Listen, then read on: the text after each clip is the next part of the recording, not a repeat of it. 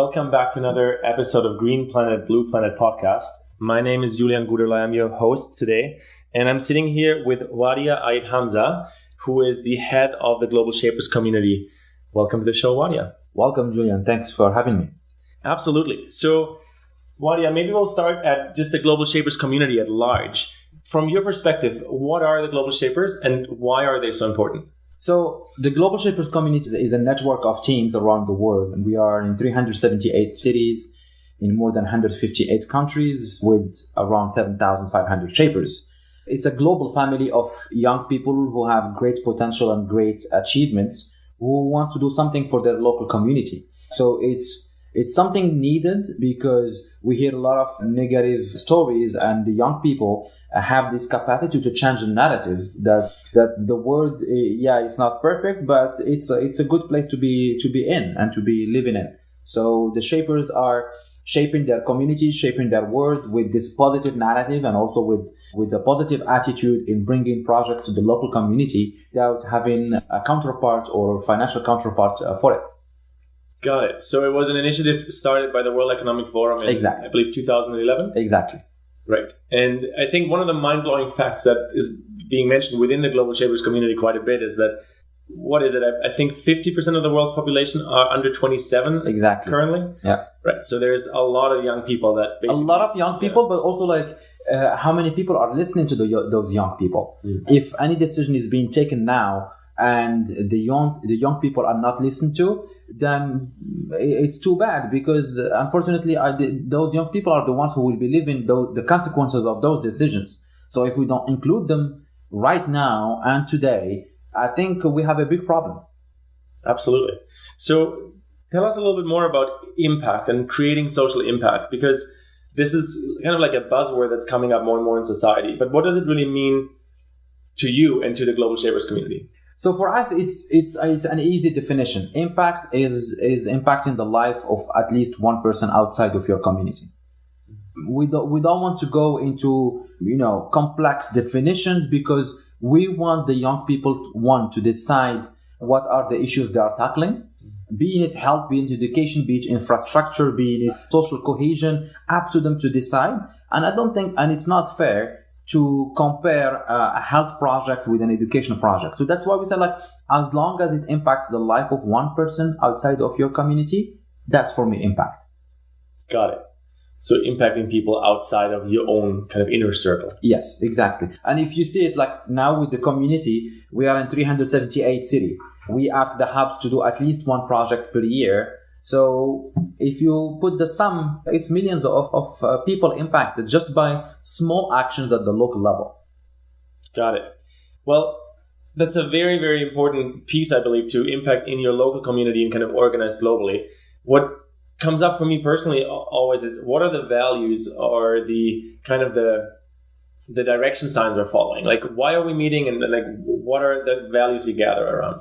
So we have a vision. Is it that to empower the youth is important to solve world's problems? We think that the youth should be part of the solution and not only seen as the problem. Unfortunately, when we talk about any problem nowadays, it's related to the youth, be it education, be it unemployment, be it countering violent extremism, and so on and so forth. Youth are seen as the problem, where we think that if we empower the youth, they can be part of the solution. Totally. I think this is something growing up for me when I was anywhere between 15 and 30, the last 15 years. It very much sensed that the world is, listening to youth to a degree, but not really taking the youth quite serious yet. Mm. So do you foresee that might be changing, or is it just important to gather youth while they're young? No, I think it's changing. I'm hopeful because I see a lot of world stakeholders who are taking into consideration the youth perspective. And we sensed it a lot in the last Global Shapers annual survey, where we surveyed more than 31,000 people. And we received really interesting insights from those surveys that we shared with different stakeholders, and we're still getting a lot of asks about being involved. Can you share more? Can we know more? The results surprised us. Can you please connect us with the right millennials that can help us understand or brainstorm about solutions? So I think We just need some actions from our sides, and then the rest will come. Got it. So as we're sitting here and we're in the same room, so I see you have like a value charter in front of you. Maybe share a little bit more about the values of this community, the Global Shapers, because I think from that we can really talk about value in a very different light, because it's not really a thing that businesses are normally striving for. So the Shapers came up with their own values. So yes, the Shapers came up with their own values. So as I said, like it's not an easy exercise knowing that we are from in 158 countries. So we came up with 5 values around passion, and is how can we use the passion to channel the energy in order to have or deliver a positive impact. Integrity, I think that's needed, and that's something that the young people are asking world leaders to have throughout their actions and throughout the work that they are doing. Service, so how can we practice a service of striving to understand the needs and the commitments in order to take actions at the local level. And then commitments, I need to be committed to strive and deliver those actions and honoring my obligations. And then lastly, cooperation. I cannot do anything alone. How can we cooperate and demonstrate cooperation, proactively working with others so that we can work together in this world? After all, it's one planet and we're all one human. Yeah, I love that you're saying that. And I think that's very important, especially when we look at world leaders, both from industry or the public sector, is to bring this being one human on one planet kind of into at least the center of our value discussion. I know you frequent those world leadership summits a lot. So how is that the normality or the reality in those circles? Are people talking about values, or is it just something the younger generations are coming up with? I think they talk about values, but not from the perspective that the millennials they see it. If we see the Global Shapers survey, we had a big section about the society and values. And it's interesting that I'm looking at the results here. 40% said that they are humans before they are global citizens, before their nationality. Wow. And seeing that we are, the actual leaders now, when they are really good, they talk about global citizens as the ultimate value that they strive for. The millennials went even ahead. It's like we are humans, even before having that notion of citizen. I think it's important for the millennials to bring that up front. We see the world is growing to be one place in a globalized world. So competition is at the global level. It's no longer you are in your small country or in your small city and you don't care about what's happening elsewhere. Now everything is interconnected and you know what's happening elsewhere. So you better be prepared for that as well. Yeah, got it. I think this is a very exciting notion that you're mentioning there, that the younger generation is really already that interconnected. Do you think it's just a phenomenon of the times we live in based on the interconnection through the internet and globalization? Or is there another reason behind that? Well, I mean, if you see it, I think it's cyclic. It's just different tools, probably. If you see like 50, 60 years ago, our parents and grandparents, they were traveling probably like, there was a train from Vienna to Baghdad. Now you cannot even do it. There was a train from Rabat to Tunis through Algeria. Now the borders are closed. So yes, we might think that yes, we are opening up, but also we are getting back in some ways. So we should not take it for granted, and we should strive that this interconnectivity not to be only digital, but also physical. And that's where it's really sad what's happening in the world, where a lot of borders are still closed between countries. Yes, the people are connected digitally, but with no face-to-face. And I think face-to-face is very important to feel that we are only one, we have the same challenges, we have the same problems, and that we can learn from each other and share best practices. Is that the learning from the Global Shapers community at large too, that the problems are somewhat similar around the world? Yes. Yeah, the problem always similar. The scope, the scale is different, but we're working toward one goal, and is to have better services, have better lives for our families. So everything else, people have problems with housing, like everywhere. People have problems with finding the right job, the right purpose. I think it's just a matter of acknowledging that and saying that we are one planet, and it's, we're one species, we're humans, and we think the same way. How can we learn from each other and not reinvent the wheel every time? Yeah, that's exciting. I think the World Economic Forum, whom you represent, I think the tagline is committed to improving the state of the world. Exactly. And it very much reminds me, and my regular listeners will know I mention this quote every episode. It very much reminds me of a question that Buckminster Fuller asked back in the 20th century, which is, what does it take to create a world that works for everyone? I mean, it takes us acknowledging ourselves and not thinking that we are in competition. There is space for everyone. There was read an article that if we want to feed the whole planet, we only need the land of half of Africa. Wow. And we feed the whole planet. We're still fighting. We're still throwing food, and still like billions of people don't have anything to eat. So that competition that we strive for as nations, I think should be abolished, because we are in one place. If the country next to me is thriving, I'll be thriving. If there is war in the country next to me, I'll have problems, even if I'm not involved. So how can we pass that narrative that it's only me about me and I don't care about the rest? No, we are, it's interesting. The former Secretary General Ban Ki-moon said that there is no planet B. If we have a problem with climate change and we don't solve it all together, but we're going to fall all together. It's not like climate change will stop at the border of a nation and impact only one nation. It's impossible. And we are saying it right now. And it's interesting, from one of the surveys we had a few years ago, we asked the millennials, what is the top concern for you at the local level? And what's the top concern for you at the global level? Global level, climate change was among the top 3. But it was never among the top 3 at the local level. So everyone is thinking it's someone else's problem. Got it. And that's the narrative we need to change. Thanks God, like this year it changed. A lot of countries put climate change as top concern at the local level, but we need to do more. It's kind of last minute because it's actually turned into massive problems in local communities at this point. Yeah. That's very interesting. I think it's something that I've witnessed in my travels around the world as well, as people kind of put problems or situations into other people's shoes. They're like, I'm aware of this, but it doesn't concern me. Yes. So what is one of the many solutions to get to the next place? Is it narrative? I think it's narrative. I think it's knowing and understanding the other. It's to be open-minded and inclusive. We talk a lot about migration and refugees. No one knows where they are from.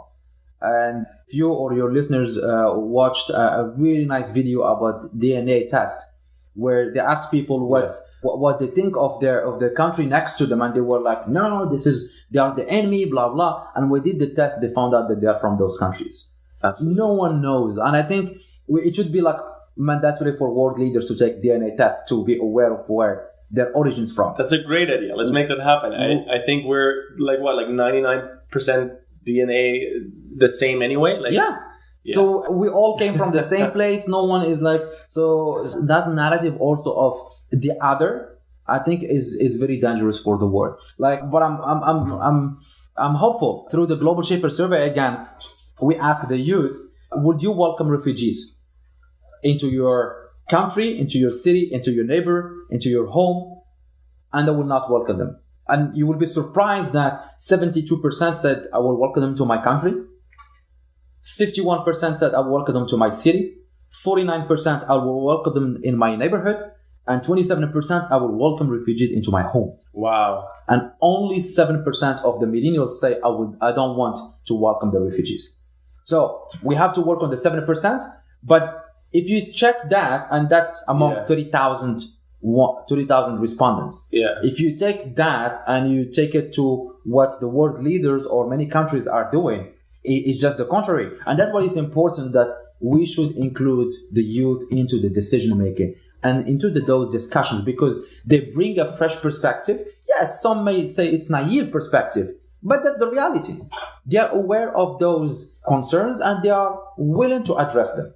Well, possibly some point of views are naive, but also a lot of political views are, in my eyes, are naive that are out there right now. I think this is why I mentioned the Buckminster Fuller quote with such pleasure. It's unless we're actually living in a world that works for everyone, we should consider all the points of views, even the naive ones. Because if we were to live in a world that's perfect, fair enough. But we are not living in a world, as you said, world hunger isn't solved, access to clean drinking water. People are needing to be refugees all over the place because of civil wars. So I think, or climate change. So I think we're so far away from this goal of actually making it work for everyone that even the most naive point of view should at least be heard or considered.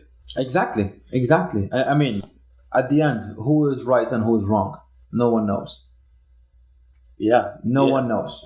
You might think you're right, but you're wrong. It's different of positions. I remember I was traveling with a friend. I'm Muslim, he's Christian, and we were in Dubai. And at some point, we were good friends. And at some point, like, why all the female are wearing black?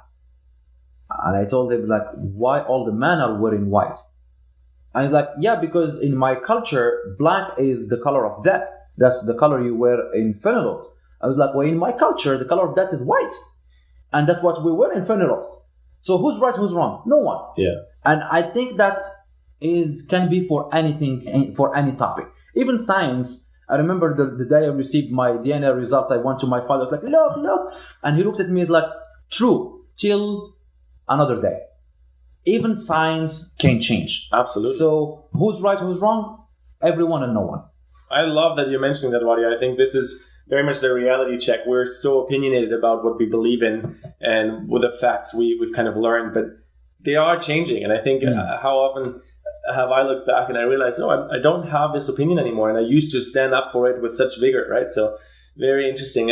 I'd love to segue a little bit into a more personal part of the conversation. So I feel this is very much connected to a topic that we've talked about the last 24 hours that you've been here in Victoria, which is authenticity. Maybe describe from your words, what does being authentic really mean? Being authentic is not, I know a lot of people, and especially like coaches who are into leadership, they tell people fake it till you make it. But I agree with it and also disagree because, if you are faking it, you can show that you are faking it. And that's being authentic.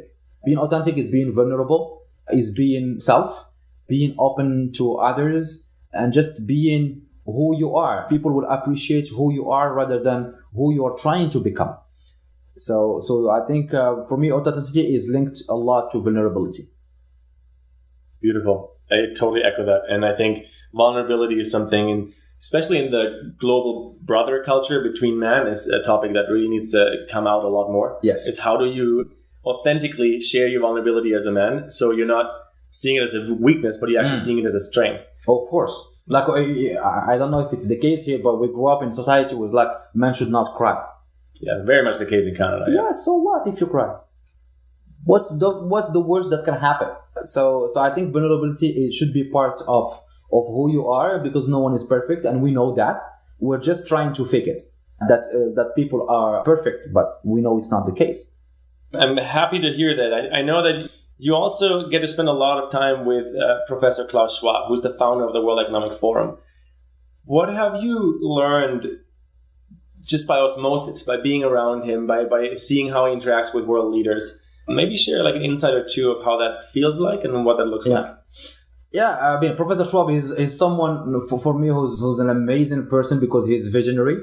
He doesn't stop at the short term, but he thinks long term. He thinks about the public-private environment in general, taking in all stakeholders. But maybe one anecdote that will explain maybe to your listeners who is exactly. So he was the youngest professor in Switzerland. He has 2 PhDs. And of course, as someone who's genius like him, there was a guy who came to him and was like, will you work for me? I'll give you whatever you want. And he told him, I have this crazy idea. I just need some funds.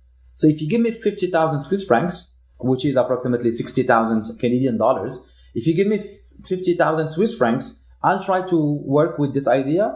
If it doesn't work, then I'll come work for you for free.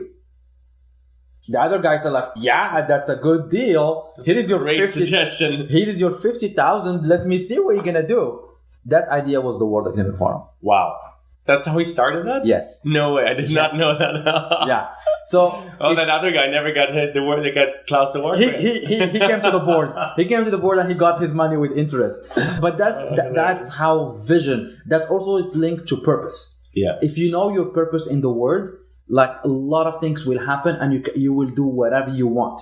But if you're just working for a salary with no purpose, I'm sorry, that's not gonna last. If you're working for a project, I can tell you like, this month we don't have money, and you will say, fine with me, because I love what I'm doing. I want to work for it. But a lot of people are not thinking about the purpose, and that's also one of the things that I think a lot of people should take time, pause, know who they are, where they want to go, and what's their purpose in life.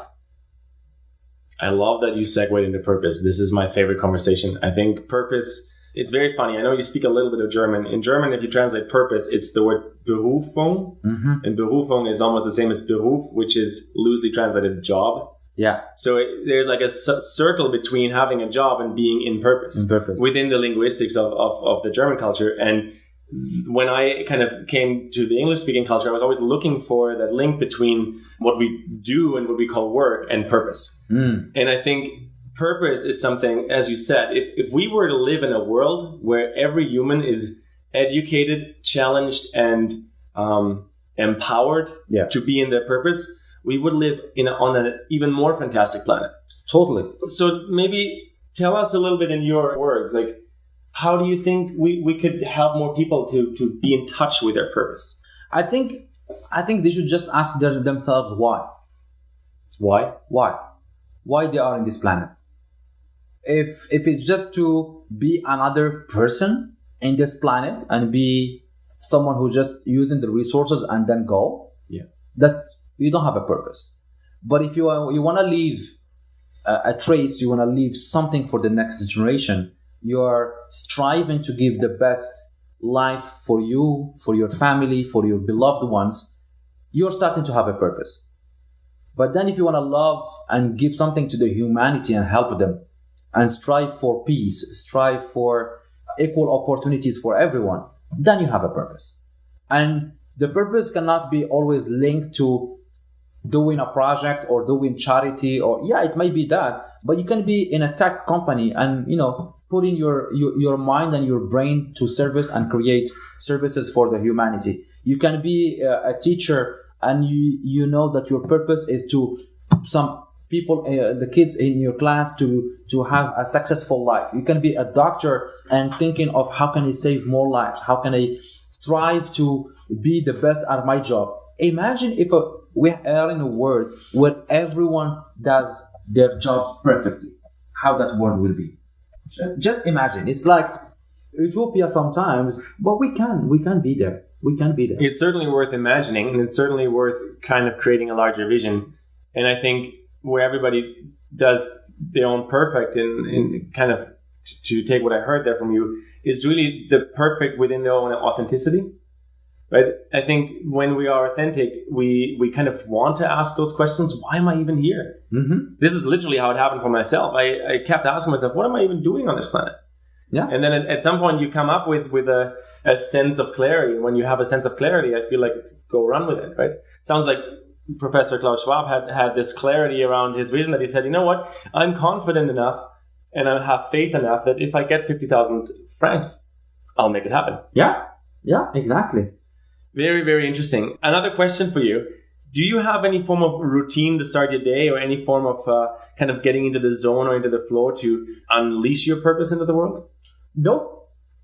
Zero. I know a lot of people will not be happy hearing that, because a lot of people try to meditate, do yoga. For me, just being myself.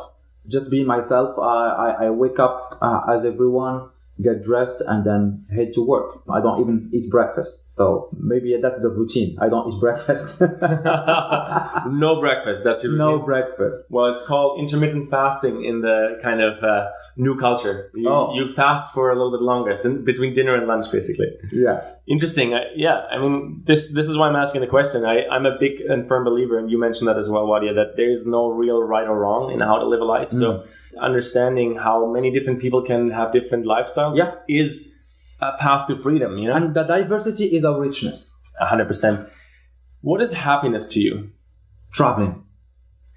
Discovering new things, meeting new people, discovering new cultures, hearing about new cultures. That's for me happiness. So when I'm on the road, I'm happy.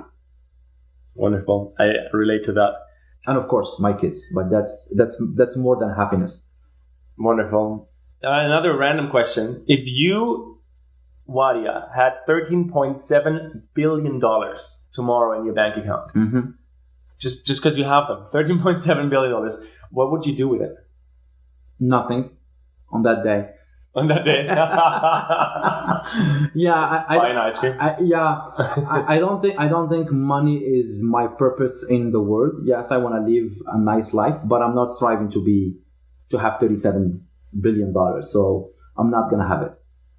Got it. If I wanted, I would not be working in an international organization. As simple as that.